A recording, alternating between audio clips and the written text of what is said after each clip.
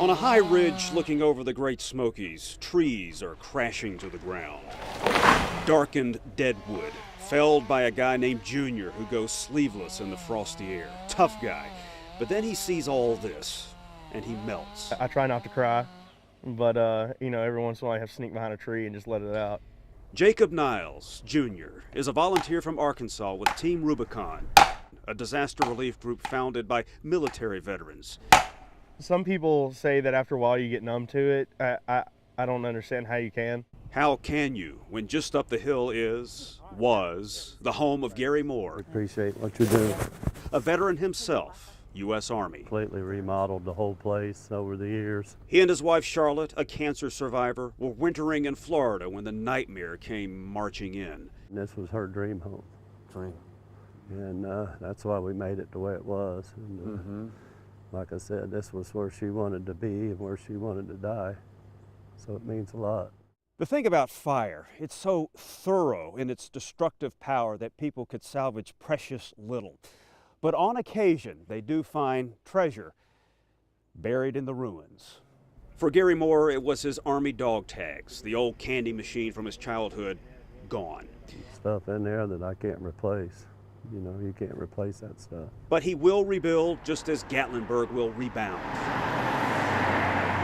Look at downtown. Busy sidewalks, people passing, yes, a feeling of Christmas. It's actually one of the busiest times of the year. Between Christmas and New Year's really is just as busy here as it is during the 4th of July. I'm gonna grab that ladder. We found Chad Netherland and other city employees decorating Gatlinburg's Christmas tree. There really is the volunteer state, I can tell you that, because they had volunteers from all over the country that came here to help out. Volunteers who toppled dead trees up on the ridge, while in downtown, a bright, shiny tree rises. Brian Mims, WRAL News, Gatlinburg.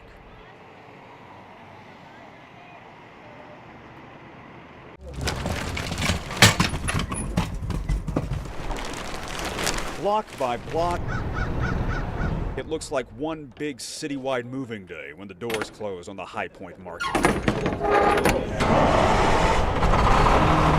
The market is the largest home furnishings trade show in the world. Furniture has furnished jobs in the Piedmont for generations, centuries even.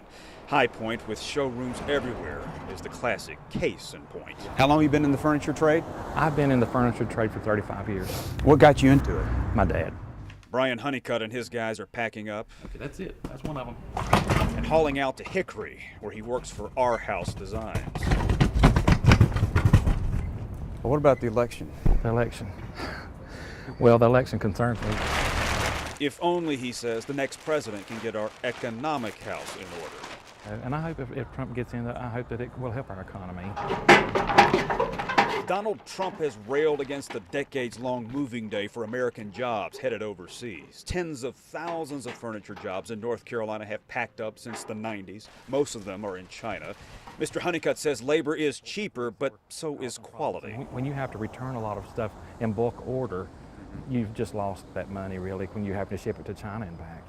Over at Platinum Decor, Can you just sign this for me, and I'm good to go. High Point native Francel Goud is artistic director. Thank you. He used to own his own furniture business. I had about 150 employees, and as I moved things to China, we ended up with like 24 people, and it wasn't the same business. So he sold it. How did you feel about having to send production to China? Hated it, yeah, and then find work for the people I was hiring, but I mean, you just sit there and you say, am I going to be here in 10 years? Tim Vaughn called it a career in furniture. We met over coffee at the Plaza Cafe. He likes Trump for his dislike of trade deals. Do you think they've been bad for North Carolina? Oh yeah, I can remember when this place, there was furniture factories just, everywhere. And now they're empty buildings. 25-year-old Niyal Agak, who emigrated from Sudan as a child, represents a new generation in search of a new economy. How they do the furniture market here, that's the only time people in High Point actually get work, and that's the only time they make money. When the furniture market leaves, there's no jobs. People go back to looking for more open doors when the market moves out. You know, you can view the world from the Vatican. To walk through St. Peter's Square is to hear a medley of languages and accents. You can see how beautiful and how small the world really is.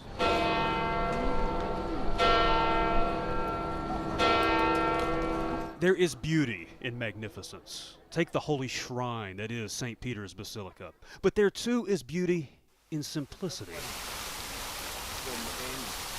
I thirst. Jesus wept.